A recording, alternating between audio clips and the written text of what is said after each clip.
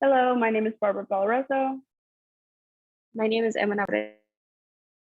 My name is Ricardo Santos.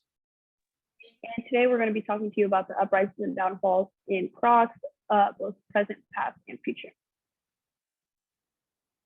To give you a little introduction with context, Crocs was established in 2002 when they released their first product, being the clog, which is still to this day their most popular item.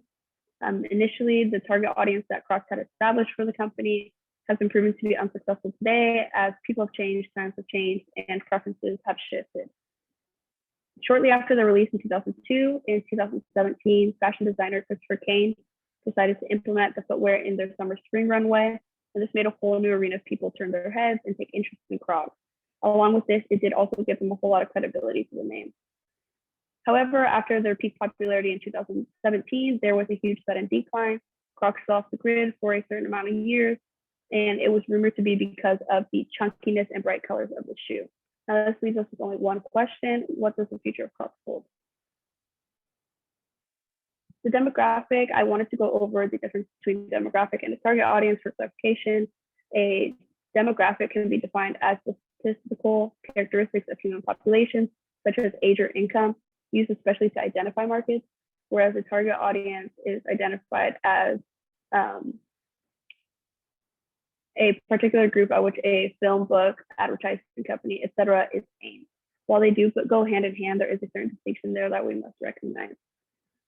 At the beginning of the company's life, the intended demographic was for gardeners, mothers, and campers to enhance their already increased mobility in their day-to-day lives. However, the demographic currently is almost the complete opposite of that. Today, you can see anyone from toddlers to middle-aged men and women wearing these around as they go. So the demographic is a bit of a blur, but it does work for quite literally anybody. Now onto marketing and advertisements. We do see these every day, however, we may not notice them. There are tons of marketing strategies, but the top 4 ones that we see today are going to be content marketing, social media marketing, email marketing, and influencer marketing. In most recent years, Crocs decided to really emphasize their influencer marketing and invest more in celebrity endorsements. To the right of the slide, you can see Post Malone, Justin Bieber, and Bad Bunny.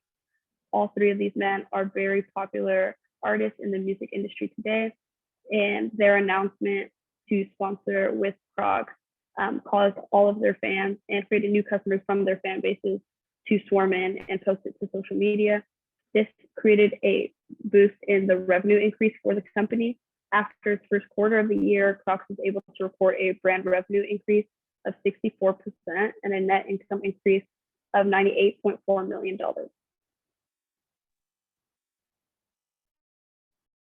At the height of Crocs' popularity in 2007, the shoe had become a staple for the summer. Its style, which includes holes on the top of the shoe, makes it perfect for those hot summer months. Crocs are breathable, making them comfortable and accessible for everyone. In 2007, Crocs had grossed $335 million in revenue compared to the previous year where they had only made $108.8 million. So from 2006 to 2007, Crocs witnessed a huge jump in sales.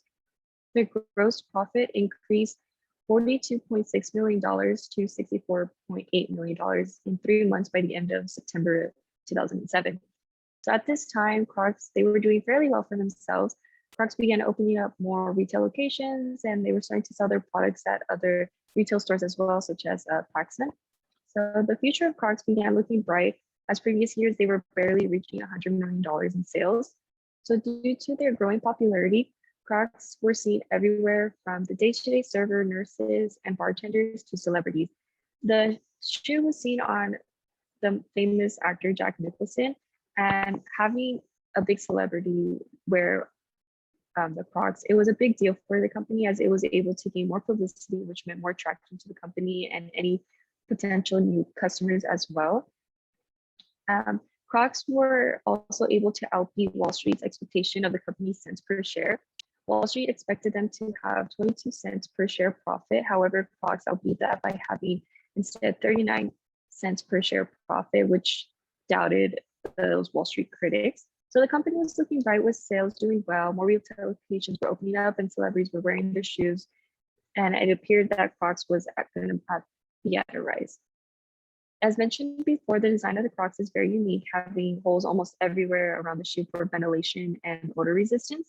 But in 2006, a company introduced the new product for the shoe called Jibbits. So Jibbits were first created by Sherry. She started creating these Jibbits in her own home where she would use clay and rhinestones to make charms that would fit snugly into the holes of these Crocs. She later sold her business to Crocs in 2006 for $10 million.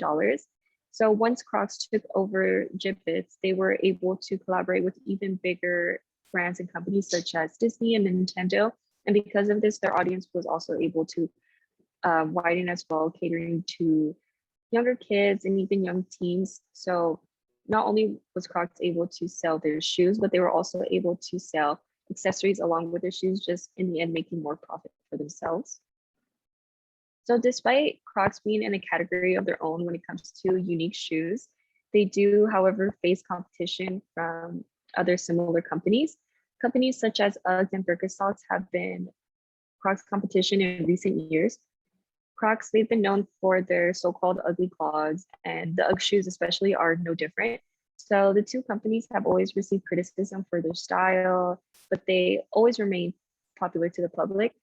So in order to face their competition and to keep up with style trends, and especially their main competitor Uggs, Crocs needed to come out with a new style of shoe that would differentiate themselves even more from Uggs. So in 2007, Crocs released a fleece-lined clog that would be perfect for those winter months, because before this time, Crocs, they were only known, their shoes were mainly used during the summer months, but like I said, in order to keep up with their competition, they needed to come up with new designs in order to stay relevant for the public and keep their sales going up. So Crocs, they've always been a hot topic, and they have, with their strange but comfortable shoe, they'll always remain on top of their competitors, especially with all these new releases and new collabs they have coming up. The fall.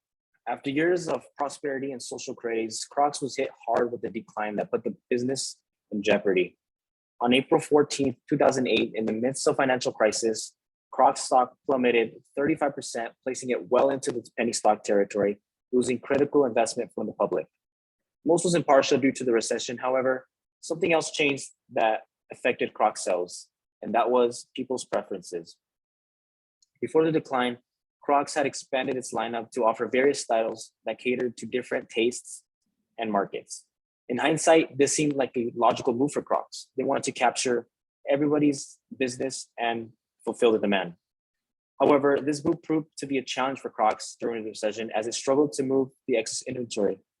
Crocs had over 5,000 SKUs across many retail locations worldwide, and it struggled to not only sell the product, but to keep the doors open.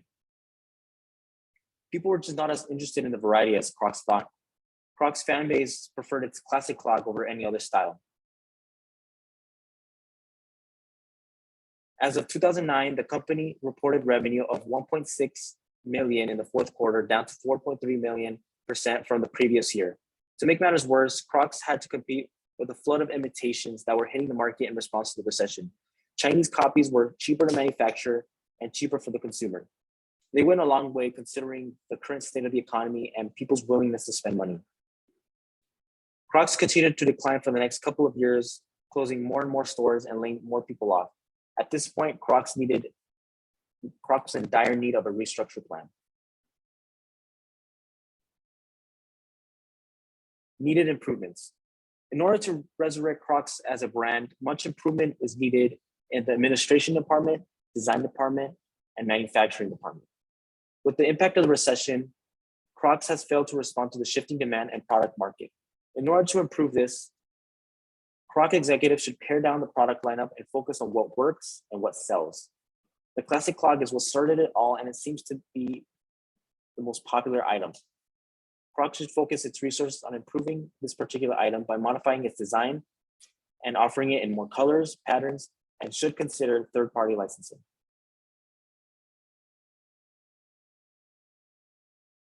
Crocs can achieve the diversification they were going for in the past by doing this and by only selling one product.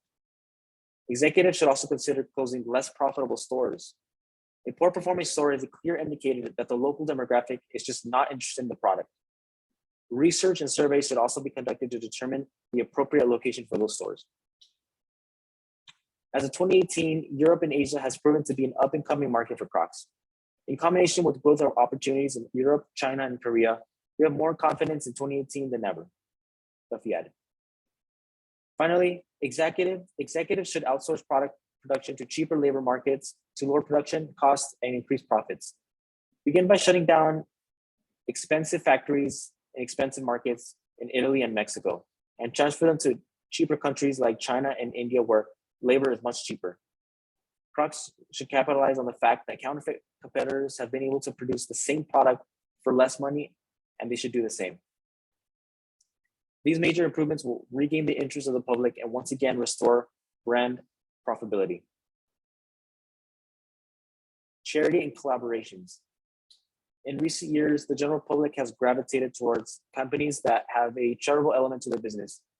These elements may include donating pairs of shoes to the homeless or people in dire need, allocating parts of its profits to charitable organizations, and collaborating with researchers to end terminal illness.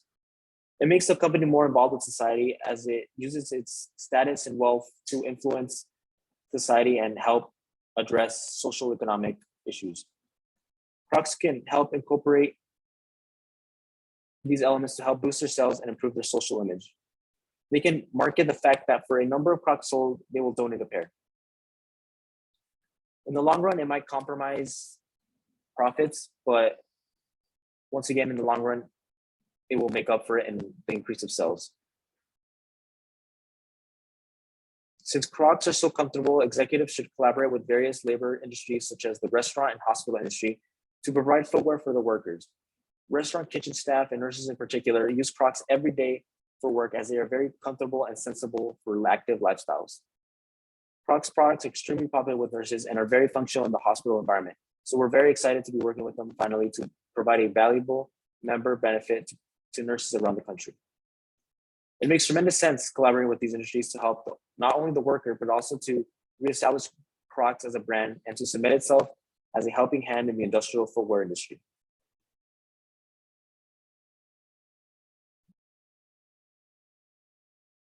Crocs stepped into the footwear industry with a unique shoe that changed people's perspective of fashion and comfort.